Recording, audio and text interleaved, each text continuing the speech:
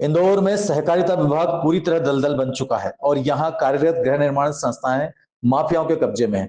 कई संस्थाओं में माफिया बुरी तरह से पैर पसार चुके हैं और हजारों की संख्या में सदस्य परेशान हैं, अपने अधिकार के लिए संघर्ष कर रहे हैं। पिछले 1.5 दशकों में 2 बार बड़ी कार्रवाई हुई है, लेकिन फिर भी सदस्यों को राहत नहीं मिली, उनके अधिकार नहीं मिले।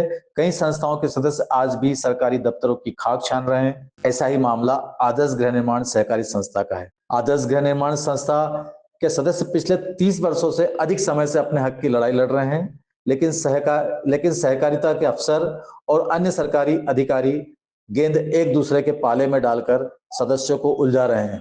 दरअसल 1986 में संस्था ने खजराना की सर्वे क्रमांक 45, 46 और 51/1 की करीब 2.5 हेक्टेयर जमीन खरीदी थी, जिसे बाद में इंदौर विकास प्राधिकरण ने अपनी योजना क्रमांक 53 में शामिल कर लिया। विकास प्राधिकरण की योजना 53 में शामिल इस जमीन के कारण सदस्यों को भूखंड आवंटित नहीं हो सके। बार बार संपर्क करने के बाद प्राधिकरण ने हर बार सदस्यों को जमीन अपनी योजना की बताई और अपने कब्जे में ले ली, लेकिन बाद में इसी जमीन को भूमाफियाओं का कब्जा हो गया। इसी जमीन को विकास प्राधिकरण ने मुक्त कर दिया।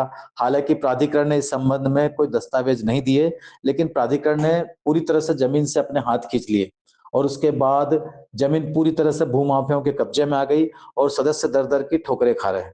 वर्तमान में संस्था की जमीन पर कमला रिसोर्ट्स प्राइवेट लिमिटेड का कब्जा है और चारों तरफ से कवर्ड इस जमीन पर कमला रिसोर्ट्स के मालिकों के कर्मचारी बैठे हैं। इस जमीन को लेकर पीड़ित सदस्यों ने पिछले दिनों न्यायालय का दरवाजा खटखटाया, जिसके बाद हाल ही में माननीय उच्च न्यायालय ने आदर्श गृह निर्माण सहकारी संस्था की जमीन को लेकर इंदौर कलेक्टर को आदेश दिए हैं कि मामले का निराकरण कर संस्था की जमीन का मुद्दा सुलझाएं।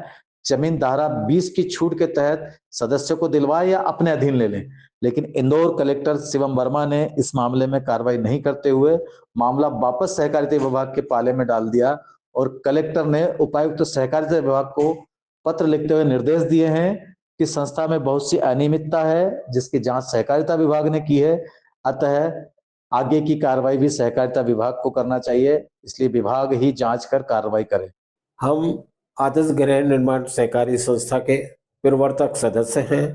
हमारे द्वारा वर्ष 1986 में खजराना की सवा 6.15 एकड़ भूमि जो हमारे ही पैसे द्वारा क्रय की गई थी, जिसका आवंटन हम लोगों के मध्य होना था, परंतु कुछ समय बाद तत्कालीन अध्यक्ष द्वारा बताया कि यह भूमि आईडीए की योजना 53 में शामिल होने जा रही है, जिसके लिए हमारे द्वारा अनेक पत्र सरकारी अर्ध सरकारी विभागों में दिए गए, परंतु इंदौर विकास प्राधिकरण ने भूमि को अपनी योजना से मुक्त नहीं किया।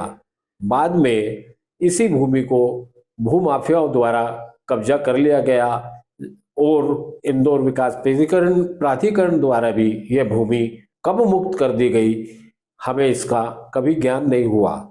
बाद में पता पड़ा कि संस्था द्वारा हमको हमारी सदस्यता से निकाल दिया गया है और नए सदस्य बनाकर 65 सदस्यों के नाम से भूखंड पंजीकरण भी करा दिए गए और शेष भूमि जो 3.15 एकड़ थी उसको अलग अलग व्यक्तियों को बेच दी गई।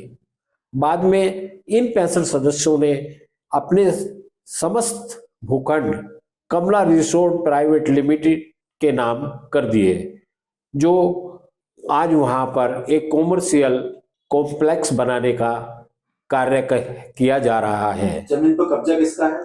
आज इस जमीन पर कमला रिसोर्ट प्राइवेट लिमिटेड, जिसका डायरेक्टर जमीन पर कब्जा किसका है?